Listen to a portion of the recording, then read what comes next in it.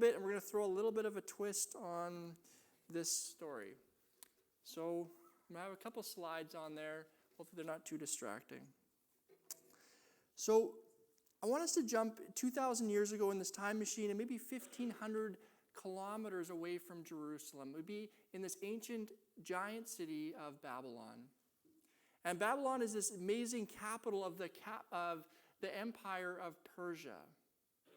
And there are hundreds of thousands of people living in this amazing city, and there's governors, and there's advisors, and there's big government, and there's kings, but who are the people you think who are actually influencing everybody the most? It's the wise men. The wise men are here, and they're in this city, and some people call them magi's or knights, or magi's or kings, but I want us to think about them a little bit differently today. I don't want us to think about them maybe as completely the same as Jafar from Aladdin, but I want us to understand that these people, these men here, we usually call the wise men, we call the magi, are actually sorcerers. And they're into witchcraft. They're into a lot of stuff that we don't typically think about at Christmas time.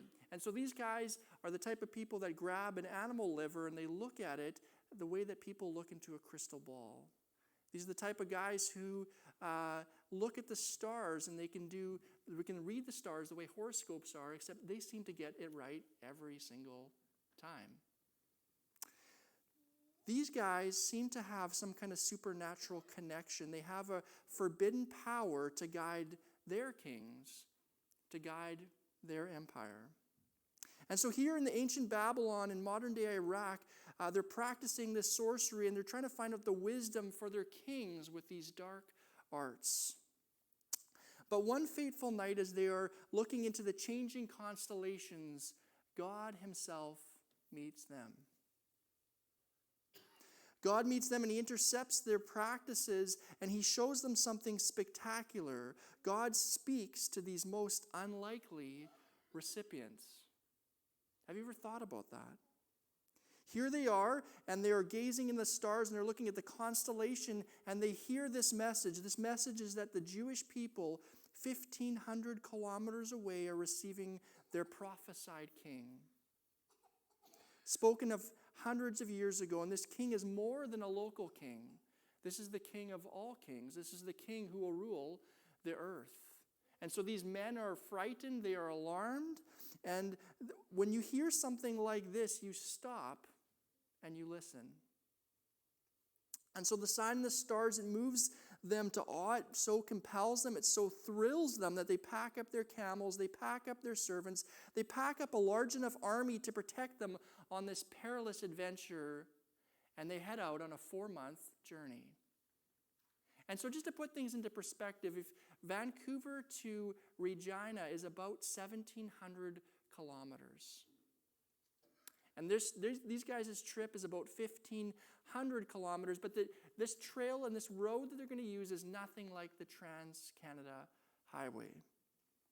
And so if you can picture this, can you picture taking camels and hundreds of servants and soldiers and food and gifts and weapons and clothes on this 4-month journey? Was this important to these men?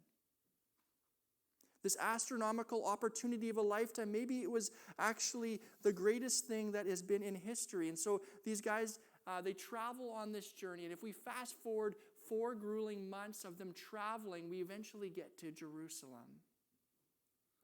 And they get into Jerusalem, and they come into the city, and the whole city is abuzz, because when people show up on camels, hundreds of people with opulent wealth and excitement and undeniable awe and wonder, the whole city is abuzz. Can you picture this? Can you picture yourself as one of the people in this city, and all these people show up, and there's these men here, and they say, "Where is the one who has been to be born King of the Jews? For we saw his star when it rose and have come to worship him." Who is this king that this large party has come to see? What mystery, what wonder. Can you imagine the buzz? Can you understand how this city has been caught off guard? But of all the people who've been caught off guard, who would you say has been caught off guard the most? Herod. So I just want to fast forward here. So that's right, King Herod, this is the type of king who's far different than these wise men, these kings in the east. Sure, he doesn't do sorcery and witchcraft. He's not like Jafar. He's a faithful Jew, but there's something far more insidious about this king. This king is what you would call a control freak. This is the type of king that's like a Disney villain, but the worst part of it is that he actually exists. And so in history we find out this is the type of man who murders his son on a whim, suspicious and fearful of a false report that his son wanted to take over his kingdom. This is the type of man, this is the type of king that later in our story, he murders every child, every son, every boy under the age of 2 because he's afraid that someday he will stand against him and destroy his kingdom. And so when you love yourself this much, there's way too much fear that gets in the way of your ambitions and your dreams. And so Herod is a leader who sees secret police as business as usual. He's got all these informers who travel through the city, travel through the country, and put out fires. They make sure people aren't causing uprises and upend problems. This is the type of king this is. And so in this city, as these hundreds of people are here with their camels and these expensive clothes and all this Persian attire, he sends his men out, and these informers send word back to him of this rival king, of this royal imposter. And what is Herod to do? Herod gathers all of the chief priests and the experts of the law. You see, a guy like this doesn't just have loyal informers, he's also got religious loyalists. These are the type of men whose best interests lay in protecting their king. And besides, all the other religious leaders who would have opposed him are long dead. And so he brings them in and he asks them, and he says with agitated impatience, "Where is the Messiah, the king, this Jewish king who our people have hoped and prayed for hundreds of years? Where is he to be born?" Now, who in their right minds would desire to kill God's chosen king? This Messiah or Christ, as he was prophesied, he's the central hope. He's the faith of the nations. He's what people have been wanting for hundreds of years. He's the one that will fix everything. Who would dare stand in the way of God's plan? Who would stand in the way of God himself? Someone like Herod, that's who. Why would Herod desire to stop this king? So the experts in the law, these Jewish priests, they say to him, "Well, Herod, if you want the straight goods on this, why don't we just tell you what the prophets hundreds of years ago had already said?" This is what they said to him. This is what it says in Scripture. You should know this, Herod. "And you, Bethlehem, in the land of Judah, are in no way least among the rulers of Judah. For out of you will come a ruler who will shepherd my people Israel." A ruler of God's people, a shepherd after God's own heart. This is a man who will come to earth, and he will be just like God. And so what is Herod to do with this? What will this mean for Herod and his lineage? All of Herod's plans and his schemes to build a dynasty now hang in the balance. And so he dismisses all of his loyal religious followers.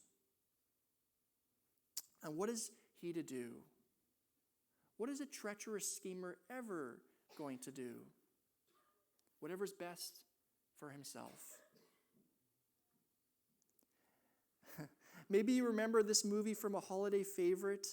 Then he got an idea, an awful idea. The Grinch had an awful, wonderful idea. And so it is the same with this heart, this two sizes too small, this Herod. He sends his messengers to the wise men, herding them and bringing them in with every beckon and call. And I just want to have something else on the screen here. And so he brings them in and he lies to them. He gets the messenger out there and he closes the door and it's silent and it's quiet and it's just him and these kings, these wise men. And he asks them, when did you discover these signs in the stars? How many months ago was this? Was this a year ago? Has this been decades? How long has this king been alive? Now, the wise men at this point don't understand what is going on. They are filled with wonder and awe. They have no understanding that somebody, a fellow Jewish king, would have so much going on in his mind. And so Herod feeds them an awful lie, an awful, wonderful lie. Herod looks at them with deception, and he says something to them that is far from the truth. And he says, friends from afar, I've waited to hear this news since I was a young boy. He is to be born in Bethlehem in the district of Judea, of course. And he says, return to me. Go meet the young man and get to know him and hear his family and then come back and return to me. And after you've met him, after you've worshipped him, after you've known him, come to me that I would go and I would worship him too. And so the wise men from the east are sent out unwittingly informers of the cruel and treacherous Herod. And as they exit the city, the wise men look up and see the constellation once again, the same sign from heaven. You see, God has decided that he wants these kings to meet his king. The most unlikely type of people. The most unlikely type of people. And here's King Herod and these religious leaders, and they are the ones who miss everything. And it's the outsiders, it's the sorcerers, it's the foreigners who are the ones who get to meet the king. And so the same excitement wells up in their hearts again, and they are so close now to their goal, the most important moment of their lives. And they find Mary and Joseph. This is a famous painting here. They find Mary and Joseph, and they find baby Jesus, and their hearts are filled with wonder and anticipation here at the end of their journey. They find what they've been searching for. In their bowing down and in their gifts, we see the hearts of these wise men. These were the kings who had made their hearts ready for the King of Kings. And they were so much different than Herod. Now, this entire story, we've been focusing on two types of people, two types of kings. Both Herod and the wise men had power. Both had money and every desire imaginable at their very fingertips. Both should have lived in this whole life without a care in the world. So when we really think about it, what's the difference between these two types of kings? When we really think about it, it's their heart. It's their heart. One of their hearts sees Jesus as the problem, and the other one sees Jesus as the solution. One of them becomes anxious and angry at the thought of Jesus challenging his throne, whereas the other becomes excited because he realizes that this throne was never one that he was meant to sit on. When we stop and reflect, maybe we see that inside of us, there's a little bit of Herod and there's a little bit of the wise men going on. Can you see that? Can you understand that? I know for myself, I feel the same way when I think about this Christmas story. Am I really making way for Jesus in my heart? And so I want to go back to this villain again one last time. I found another picture of him, of what he probably looked like. Herod didn't have the space in his heart for the King of the Jews. And you see, there's something about this Herod, and we know in history that a long time ago before this story, Herod had manipulated and killed all opposers, and he had manipulated his way to the top, and he actually took a boat all the way to Rome. And he went there and met the famous Caesar Augustus.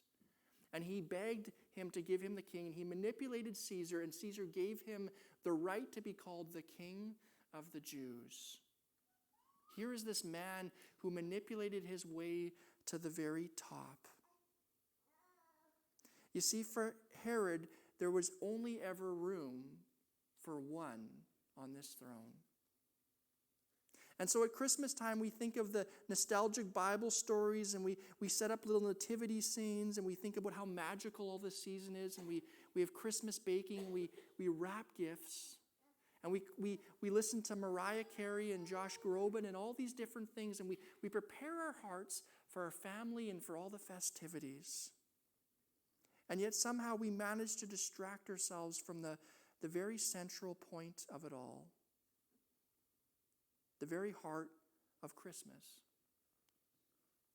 That God has taken every single step toward us. That just like those magi, those wise men, the most unlikely men ever to be invited by God, that God takes the step and reaches them. They're the ones that we would last think would be the people on God's RSVP VIP list. And God comes to us at Christmas time, and he introduces us to his son, Jesus, who we call Emmanuel, God with us. And so the question remains, will I let this King of Kings sit on the throne of my heart, or is there someone else already sitting there? And just like these wise men who were called, these wise men who could have just ignored this, they are the ones who come because there's something about their heart. And we look at Herod and these chief priests and all these religious people in Jerusalem, none of them seemed to even bother. At Christmas time, we recognize that all people, no matter who they are and what their history tells us, are welcome and accepted by God. But the question is, will we return that welcome and unconditionally open our hearts to his rule? Merry Christmas. Okay, I want to invite the worship team up for one last time.